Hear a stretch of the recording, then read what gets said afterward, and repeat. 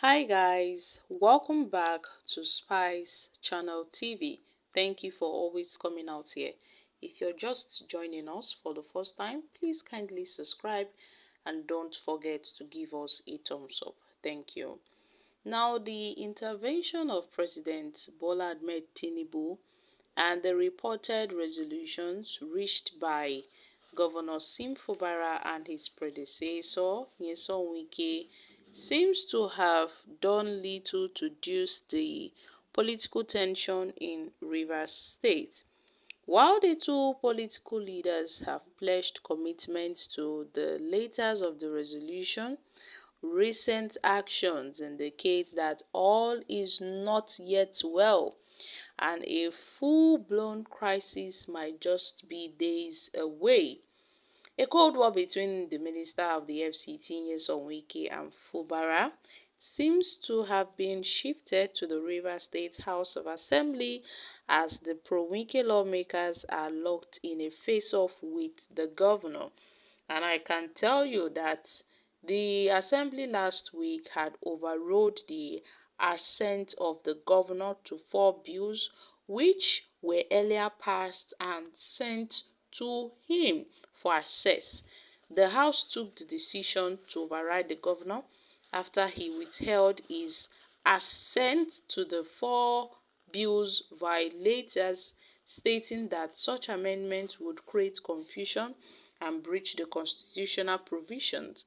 Speaking on the Rivers State House of Assembly Fraud Management Bill, which was represented by the Majority Leader, Major Jack, and debated by members of the Speaker, Martin Chike, cited Section 105 of the Constitution of the Federal Republic of Nigeria, 1999, as amended, which he said that he empowered the House to override the governor where he withheld his assent to a bill, and then the Speaker put the matter to vote, and I can tell you that 24 members present unanimously agreed to override the governor.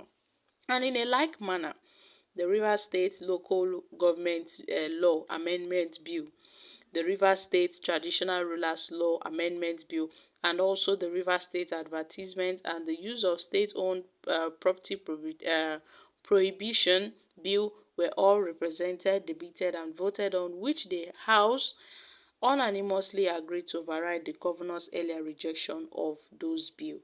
So, Honorable Martins described the amendments to the Rivers State Traditional Rulers Law as innocuous and wondered why the governor declined assent, adding that the House amended the law to include the resolution in the recognition and the recognition or suspension of traditional rulers in the state to curb arbitrarities.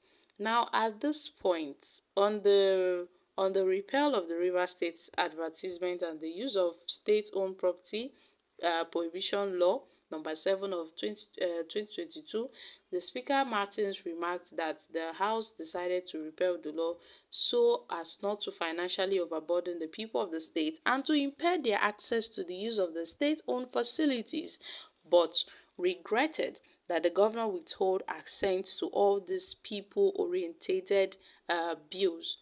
However, political observers have noted that the bills were targeted at whittling down the political power and the influence of Governor Fubara in the state, as they are all part of instruments Nyesom Wike used to assert himself as governor.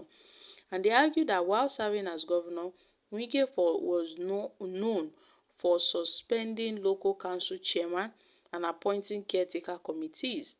And they noted that the appointment of caretaker committees at the expiration of the tenure of the current council officials would have served as an opportunity for the governor to appoint his loyalists at the grassroots. So observers have also noted that the repealed River State Advertisement and the Use of State-Owned Property Law, number 7 of 2022, was used by Wike's administration to gig the activities of the oppositions in the state back then, including withdrawing the approval of the venue of the rally of the then People's Democratic Party (PDP) presidential candidate Atiku Abubakar. I've also seen how it happened a week ago whereby the Rivers State House of Assembly had void the appointment of Goodlife Ben as the acting chairman of the Local Government Service Commission. Also, Mrs. Ini Biggs as the acting director general of the Bureau for Public Procurement, and also Tonate Davis as the acting administrator, I beg your pardon, of the New Cities Development Authority. So the House has expressed great displeasure when the majority leader, Major Jack, called their attention to the government special announcement in that regard. So at this point, Honorable Martins have made it known that they are not going to give room for Sim Fubara. So my country people, we already know the face-off between the governor and the House of Assembly, how the face-off has further deteriorated amid this recent order by a federal high court sitting in Abuja, which ordered a police to arrest the former factional speaker Edison Ehi and 5 others over alleged treason and attempted murder.